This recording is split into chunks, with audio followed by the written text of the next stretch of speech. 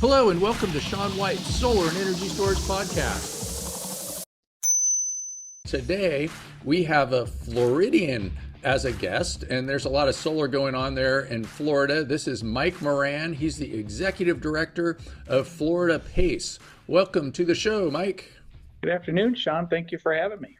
Yeah, and I wanted to just kind of ask you what PACE is. And so it doesn't have to do with like race cars and pace cars or pacemakers. And I think it stands for Property Assessed Clean Energy.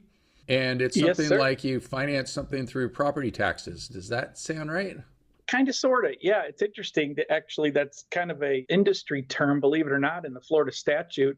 It doesn't reference PACE at all. As a matter of fact, in this legislative session, there was some clarity to that.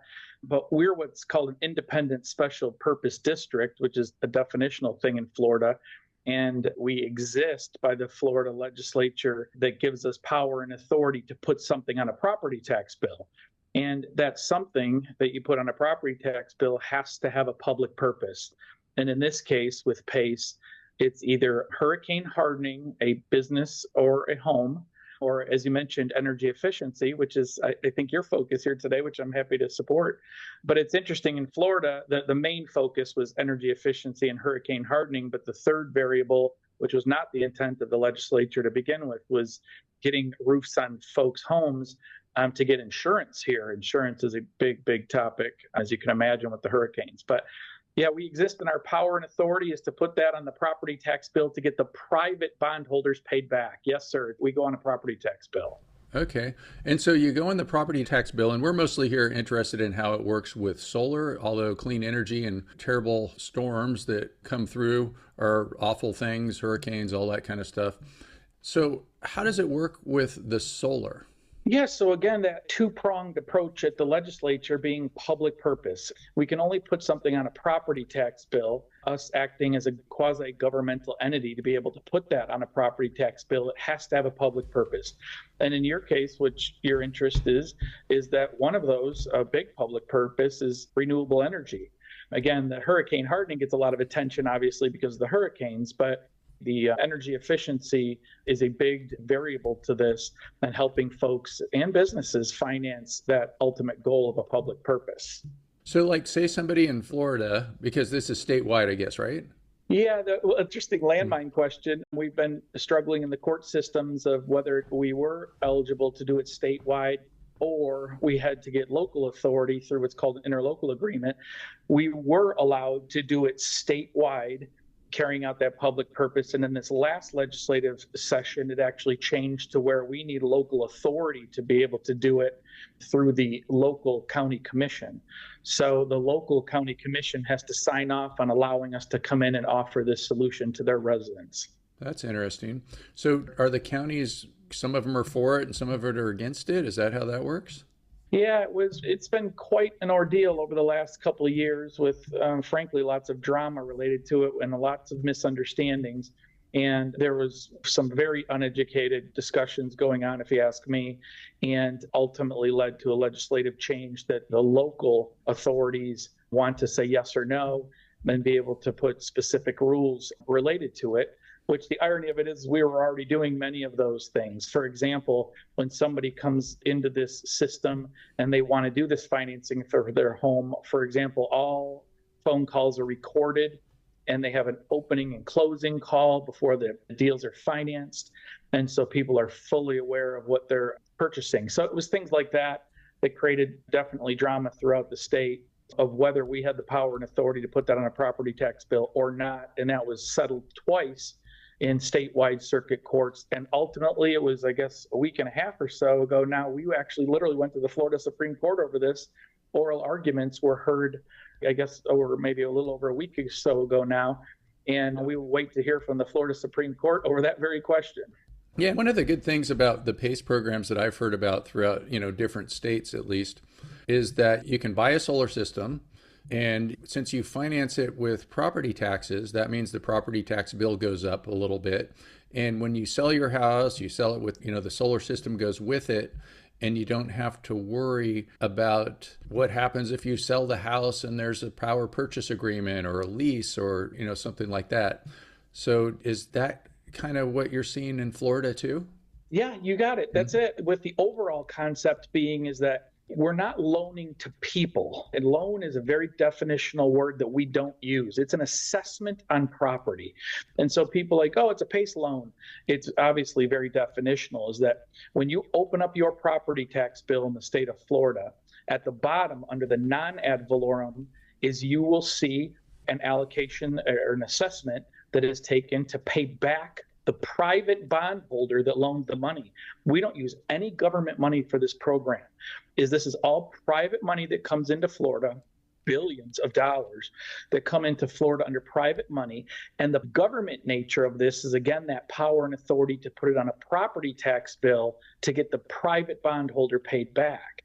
And so that's done, again, all under the umbrella of carrying out a public purpose. You wouldn't do that for like any type of normal financing. This has to be related to a public purpose. Now, that loan is, again, that assessment is related to property. So, for example, the folks that are living in the home, that is why your credit score does not matter, because we are actually improving the property, again, either commercial or residential, or improving the property, and the property is going to pay it back over the useful life of that product. So, for example, a solar system, let's say we were financing it for 15 years, it would be paid back over that 15-year period. And what's interesting to note is even if that property changes hands of ownership, that would be negotiated at the time of purchase, is that the new owner could take over that non-ad valorem assessment, or they would negotiate that at closing and pay that off. But that's actually an allowable choice here in Florida. I can't speak for any other state. Mm-hmm. To your point, it goes with the property. It doesn't go with the people. That's kind of neat. And so they can't, but they still could pay it off ahead of time. Yes, sir. And so how does this work when, like, there's a solar salesperson or, some company selling solar? Are they the ones that set the deal up? It's interesting. It comes to, we call them channels. It comes through different channels to us. It was over 17,000. I think it was like 17,120 inbound calls for financing requests. So for the suggestion that there was solicitation on this, that was some of the drama that we were dealing with, is the inbound calling. We can barely handle the demand related to this. But what happens is another channel is that you're out there shopping for a solar system and you're dealing with some type of vendor, and they're sitting at the kitchen table with you trying to figure out how that family is going to pay for it. There are very limited choices. They are either going to pay cash, they're going to put it on a home equity line of credit, they're going to put it on a credit card type product, which is called unsecured credit in our world. They're going to do nothing and not do it. Or obviously our interest is that they would finance that through the PACE program through the non-ad valorem assessment on the property tax bill. And yes, in answer to your question, the vendors, the actual installers, those folks would bring those solutions to some of those homeowners. But again, a lot of times the homeowners will come directly to us looking to try and finance, and they've already been dealing with their vendor or whatever person they want to deal with. We don't bring the contractors, is my point. They find their contractor, they select their contractor. We don't bring actual construction to the program. So I kind of like gave up speaking Latin a while back, like 1,000 years ago or something. So what does ad valorem mean? So on your property tax bill, at the top are related to what the local county commission does as your millage rate. Okay, so that's your traditional, when you think of a property tax, that's at the top of your bill. At the bottom of your bill are non-property tax things like fire assessments, in our case, PACE, hospital boards, things like that. So at the top of your property tax bill is related specifically to your millage rate on property. And on the bottom are all the other things that are allowed to be put on your property tax bill by law. Okay. All right. Great. Sorry. Yeah. Industry lingo. Yeah. I mean, it's very interesting. It's just hard to figure out. Do you know, like, let's just start off with across Florida, what percentage of people would be eligible for PACE? The underwriting, this is statutory. This is not through us. This is through statute of Florida law. The underwriting, I call it underwriting. It's not definitionally called that, but just who's eligible is very broad. So, for example, some of the knockout questions, which are actually right on our website, when you go through a little pre-approval process, there's 6 questions there. And they're things like, for example, are you currently in bankruptcy? Or are you currently behind on a property tax bill? Do you actually own the property, or are you a tenant? gamut. Like, it's very broad questions. And that's the reason it's such a popular program, is it doesn't get into what your credit score is.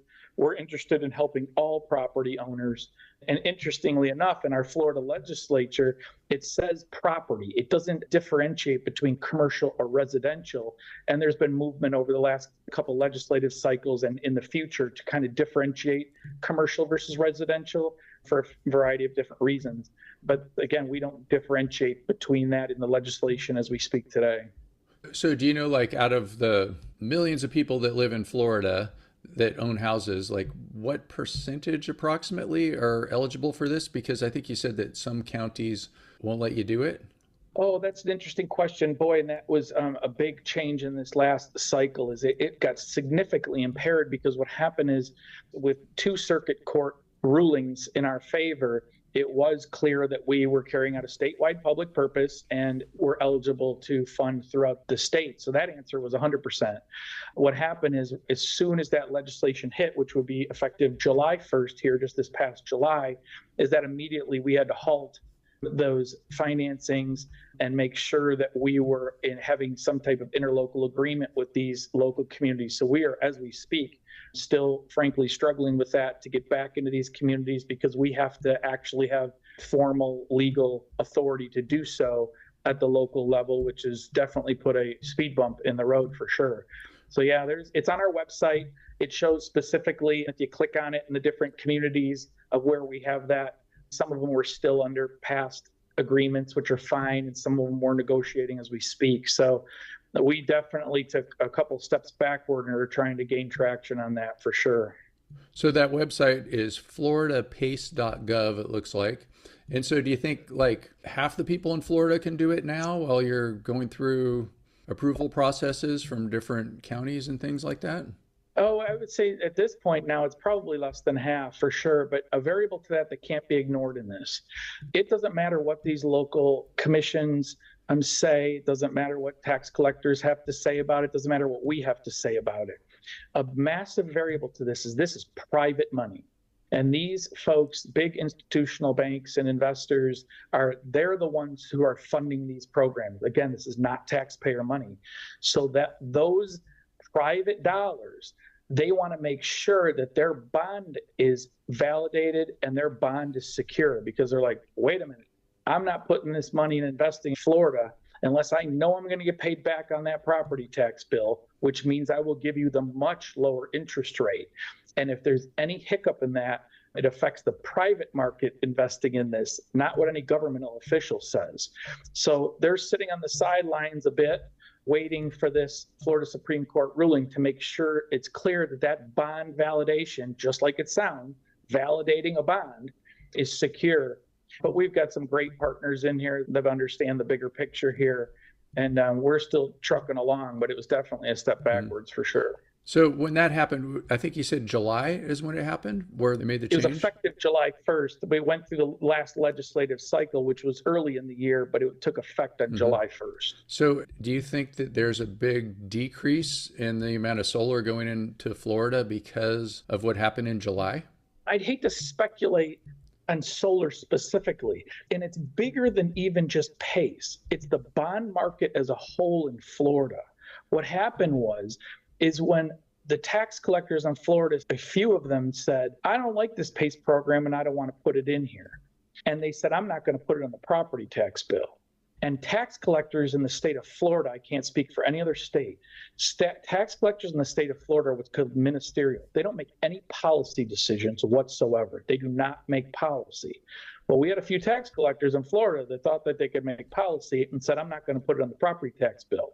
Well, what it did, it created a shudder through the private bonding market. Like, what do you mean you're not going to put it on the property tax bill?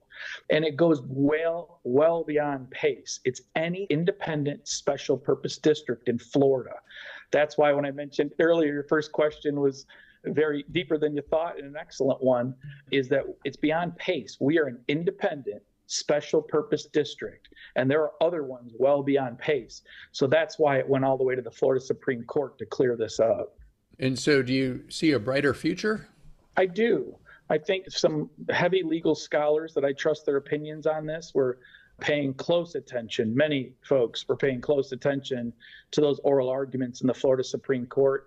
And it's just a lot of common sense that this needs to be moved in the fashion that we suggest to create that security in the bond market, which affects PACE, which affects solar, which affects all the independent special districts. Sorry for the long-winded answer to that related to specifically solar, but it's well beyond solar because it's that bonding mechanism that allows me to bring the money to carry out your mission of solar. It's definitely a domino effect. Do you know about PACE in other states too? Is it a big thing in a lot of other states? Yeah, it's interesting. It's, again, kind of segregated into two different worlds of commercial versus residential. Commercial is very prominent throughout the country, with residential being much less, meaning we're talking Missouri, Florida, California, peppered a little bit. But the residential is so much more high intense transactions, just volume alone with residential. The commercial are very large deals, incredibly sophisticated, layered financing with other banking institutions. So again, there's been some movement at the Florida legislative level to separate commercial and residential. For example, on a residential, if you do financing with us and 10 days later you hit the lottery or you get an inheritance or you come into some money, you can pay off with no prepayment penalty whatsoever under residential here. What if you rob a bank? You rob a bank, any of them, you have to pay $50 for a payoff notice, and that doesn't go to us. It goes to the company that actually calculates it, just like you're paying off a loan. You pay your $50 with your stealing from the bank or whatever you did, and you're out. With commercial, you are allowed to have, there's such sophisticated deals, you are allowed to layer in pre-penalties in commercial, for example. Okay, so everybody just bring in your suitcases full of cash then. That'll work. They just bring it right to you, I'm Mike? sure if they wouldn't be calling us probably if they had the suitcases of cash, but I get your idea. Uh-huh. Okay, great. And so maybe we can even kind of explain a little bit about PACE. So if you have like traditional solar financing, like a power purchase agreement or a lease, it gets a little bit tricky. You have to read the contract for when you sell your house. And that actually prevents a lot of people from even getting solar because they're afraid I don't know, I might move, something like that. And so I think PACE is supposed to be a way of, I guess you said not to say financing, so I can't say financing, but something like that, an analog to financing or something like that. And so you can sell your house. And it just goes along with the property tax. But I'm also wondering too, what if somebody has solar on their house and they're they had some hard times and they took the solar off their roof and scrapped it or something like that. Took it with them, disappeared with it, left south of the border with their solar system or whatever it is. Well, for you, I guess that would be Cuba. It would be swimming. And so what happens in a case like that with PACE? Does the new property owner still have to pay the property taxes that were put in place for that system, or does something else happen? Or is it just like any loan, every once in a while somebody defaults? Awesome question. So let me use the analogy of a roof because you can make it parallel to solar or anything else we do. A traditional roof is a 30-year useful life, let's say, okay? Depending on the shingle, it's 20 years to 30 years, let's say. Depending on how many hurricane eyes it goes through. Yeah, yeah, really. That's half joking, but half true here. So I put a new roof on that's going to last 30 years, right? I'm 2 years into it, and I decide to move, and Sean's going to buy my house, right? You and I sit down to negotiate this, and you look at the bottom of the property tax bill, and you say, hey, Mike, I don't want to pay that non-ad valorem assessment at the bottom of the property tax bill. I want you to pay that off at closing. I say, listen, Sean, you're going to have the useful life of that roof for the next 28 years. I think you should pay for it. That is a negotiation that you have at the time of sale of the home. Okay. If it is decided that I negotiate better than you and I say, Sean, you're going to take it for the next 28 years, you just keep going on. You're going to get the property tax bill and it'll show up at the bottom of your property tax bill going forward for the next 28 years. If you muscle me and say, I'm not buying the house unless you pay that off, you would pay that off like you'd pay off any other HELOC loan. You would pay it off like any other lien that would be on a property. So it's just because it's PACE doesn't make it any different. It's the easiest way to think of it is the home equity line of credit. It's very similar. The difference is the home equity line of credit is more sophisticated in the sense of a mortgage, but the concepts are very, very similar. And it's related to back to the original conversation we had is you are improving property. Who is going to get the benefit of it and who should pay for it? That's all the negotiation is at the time of sale. We interrupt you for a very important announcement. Sean White's Solar and Energy Storage Podcast has been brought to you by Sean White's Solar and Energy Storage Podcast. That's right, Sean White is sponsoring his own podcast, and he wants to remind you to go check out some of his classes. You can go to SolarSean, that's solar, SEAN.com, and then click on the links to check out his classes. You can check out his heat spring classes, and you can also hire him to teach classes for you, like at your company, something like that. Now back to the show. I just thought of a weird idea. Is there any thoughts of having a program, there's a lot of homeless people in the world and things like that, where PACE covers the entire cost for the house that of course has solar on it? Has anybody ever thought of that? Oh God, I don't know. I'd have to have a couple glasses of wine to think that one through. Okay, well, we'll wait. Okay, we're back. You want to do it right now? Okay, what time is it? No, I think we're drifting into mortgage, and then the banks obviously have something to say about it. Ours is, again, I cannot remodel a kitchen. I can only finance, which, by the way, finance is the fine word. Loan is the bad word, because a loan is to, in theory, a person. That non-ad valorem assessment is I have the authority to put it on a property tax bill. That's how this is so powerful. The reason I can get the lower interest rates that are literally 20 points lower than a credit card is because of that security of the property tax bill. To me right now, if I'm going to loan you, Sean, money to put solar on your house, the obvious question is, how are you going to pay me back? And if you say, well, I'm going to put it on my word, it's 29%. If you say I can put it on your property tax bill, it's 9%. It is literally 20% difference. That's a huge amount over time. And that's why that's secured. That's why being on the property tax bill, we're going all the way to the Florida Supreme Court, is if I can't put it on the property tax bill, it's like any other credit card is unsecured debt, and you add 20 points. Yeah, anybody trying to buy something with 29% interest is going to, it's just not worth it. Like buying solar, whatever. It's just like what you're paying for something is going to be like tenfold or, of what the original price was after you include the interest. It's 29% compounds pretty hard. Yeah. Like when you're walking through Home Depot and you see the water heater there and you look at the bottom fine print and it says, we'll finance the water heater. And it says at Home Depot, if you look at the fine print at the bottom, all of that is a mini little credit card of unsecured debt. And it's going to be 29, 32%. Is the difference is I'll finance the water heater, which is an eligible improvements related to us. And I finance it at 9% because it goes on that property tax bill. That's the difference of how I get the lower interest rates from this private money. Sure. And is there any defaulting that goes on with this kind of thing, or is that not built into the program? Well, it's interesting. There was a gentleman, Dr. Sean Snaith. He's actually, I believe by definition, he's an economist. Very, very, very respected in Florida. As a matter of fact, a huge percentage of the municipalities and counties hire him at the county levels and city levels to actually do economic analysis for them. His name is Dr. Sean Snaith.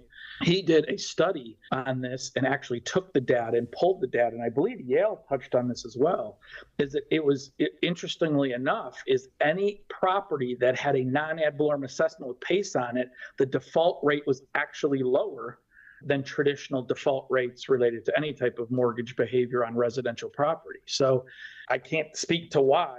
It was just raw data. My instinct would tell me it's because you're probably dealing with a more sophisticated buyer. They understand what they're purchasing. They went through the recorded phone calls. It wasn't some impulse buy that they didn't understand what they're getting themselves into. But, people get disabled and sick and lose their jobs, and there's all sorts of reasons, as you know. Well, I don't really see how anybody could default that easily with PACE, because you go broke, you die, whatever, some terrible thing happens, and then the bank owns the building or the house or whatever it is, and then they'll sell it to somebody else. and then they could pick up the property tax there, or it would come out of the price of the building. Maybe the building would burn down or something, or sink into the sea due to sea level rise or something like that. But it's kind of hard to come up with ways that you could default on something like that. Yeah, there's it's incredibly unique circumstances. I mean, like, leprechauns jumping out of bushes in a leap year for example, you could have a situation, for example, contaminated property that literally gets turned back and nobody wants it. The bank doesn't even want it. You could have a very interesting circumstance. Again, it would be related to polluted properties, for example. But again, it's a big stretch to your point. Yeah, it's like some little small fraction of a percent of that would happen on houses or solar systems, whatever. And don't forget, is the house went and got a brand new roof on it. So now just the day after the roof went on the home, in theory, the home went up to a more market value that can be sold or get insurance. Here, for example, if your roof is over 15 years old, your insurance marketplace shrinks to an incredibly alarming small number of carriers that will write your business. At that point, if your roof's over 15 years old, you're probably going to our carrier of last resort called Citizens here. So again, it wasn't intended by the legislature, but insurance is a big piece of this related to the roofs. Great. And so this type of financing too, like, do you see this all over the place in lots of states? I guess I could just go look it up on the Desire website. So that's DSIREUSA.org. And I know that's where they have PACE. I remember PACE was a thing earlier in the solar industry in California when half the solar in the country was in California. And I don't know, somewhere like 2008 to 10 in that kind of time frame. And I remember people were doing it more often than I knew about. And I haven't heard too much about it lately. So it's nice to see that people are still working on it. Yeah, and usually I wasn't involved in the business back then, but it spawned, for example, out of California, the public purpose with earthquake hardening of foundational type stuff. Here in Florida, it spawned out of hurricane hardening with, again, solar being almost the second level for whatever reason, I don't know. In Florida, this last legislative session, for example, we added septic to sewer connections as an eligible expense, which was a big, huge deal for us because, water quality is a very, very large mission here in Florida. But again, wrapped around that public purpose. So my theory is it spawns in other states because of some other public purpose they're trying to fix, with solar just being the huge cherry on top. But again, it usually spawns out of another public purpose. So I've always been taught that PACE stands for Property Assessed Clean Energy. And it sounds like some of the things that you are doing are not clean energy. Like you were saying, septic, I guess you could get biogas out of that, or, hurricane hardening and things like that. So does it still stand for Property Assessed Clean Energy? Did it grow out of that, or how does that work? Yes, sir. That's why it was so interesting. I tried to make a point, I didn't do a good job, is PACE is a lingo. It's a concept. And the concept is putting something on a property tax bill to carry out the public purpose. That's it. So it's kind of outgrown what it stands for, like, yes, sir, specifically. So for what you're doing, PACE doesn't really have to stand for Property Assessed Clean Energy? That's right. Like, so for example, is like when you say property assessed clean energy, you're like, Mike, what does that have to do with putting a roof on? It's like, again, the PACE is the concept of that tax mechanism we talked about. You're right. It's just expanded to a much bigger degree. As a matter of fact, I don't know if it'll ever shake that name off for other concepts in other states. But again, septic to sewer is the perfect example, But again, your original point, it came out of California for originally the solar that then expanded is my understanding of the history of it. Oh, okay. Great. Well, hopefully they're not going to evolve into property assessed dirty energy or anything like that. Maybe we'll have to redo what PACE stands for. Like a lot of people in the solar industry have changed their initials of their organizations to include storage. So what will we go? It's still property assessed, but it's not always clean energy. So like property assessed cool equipment, maybe, or something like that. Well, if we're going to come up with more acronyms, then I will definitely need the wine and Jack and Coke, because I've got enough acronyms in my life. The last thing I need is another acronym in my quasi-governmental world. But I'm happy to have any conversations, but again, it might be over entertaining Okay, ourselves. so now you can have that wine and Jack and Coke, and we'll be back in 10 minutes. Okay, we're back. I was just kidding, but we didn't really take that much time off.